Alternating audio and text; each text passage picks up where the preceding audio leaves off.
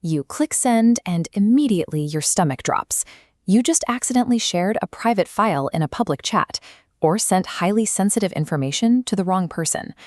When confidential business records or personal information get exposed, the resulting ripple effects can lead to severe privacy violations, identity theft, financial loss, and strict regulatory penalties. But the initial mistake is not the end of the story. The human error itself is far less critical to the organization than the speed, transparency, and method of your response. By immediately executing a specific 4-step containment protocol, you can secure the exposed data, preserve the necessary forensic evidence, and resolve the incident safely. Step 1 is containment. Stop the exposure from spreading any further by cutting off access at the source. In a cloud interface, immediately toggle the sharing setting from public to restricted. For email, act defensively. Never forward, reply, or use message recall. Finally, verify success by checking for a padlock icon next to the file. Actively revoking access cuts off external visibility before the damage can multiply across networks, keeping your organization safe. Step 2 is evidence preservation. You must resist the psychological urge to hide the mistake. Your panic reflex will scream to hit delete. Stop. Deleting an outbox message doesn't remove it from the recipient's system. Instead, deleting the file destroys the internal server logs and the precise forensic tracks that your IT response team relies on to evaluate the breach.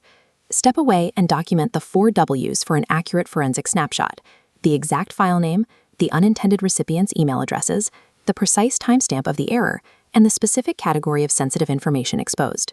Capturing this pristine state of the error gives your security team the exact coordinates they need to map the blast radius of the leak. Step 3 is active reporting. You must submit your evidence to the data protection officer or your IT department immediately. Delaying the report until the end of the day or waiting for a reply gives data time to migrate. The longer you wait, the higher the organizational risk. Formalize the incident by using the 4 Ws as the core of your alert email. This provides IT precise parameters to locate files or wipe devices. Finally, verify the submission is officially logged as incident reported.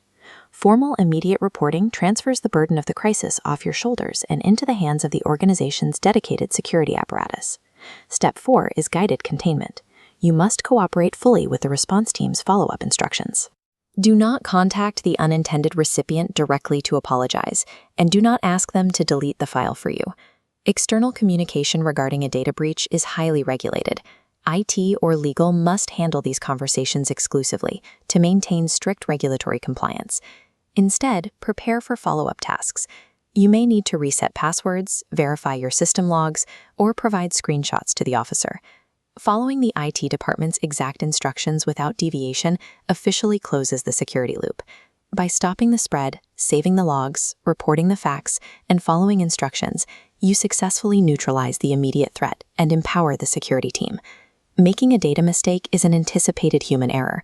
Choosing to hide that mistake out of fear is a critical security failure.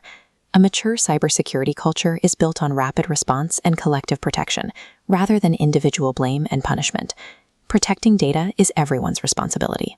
Report mistakes quickly. Respond responsibly, because a prepared employee, equipped with the right protocol, transforms a potential catastrophe into a manageable, routine process.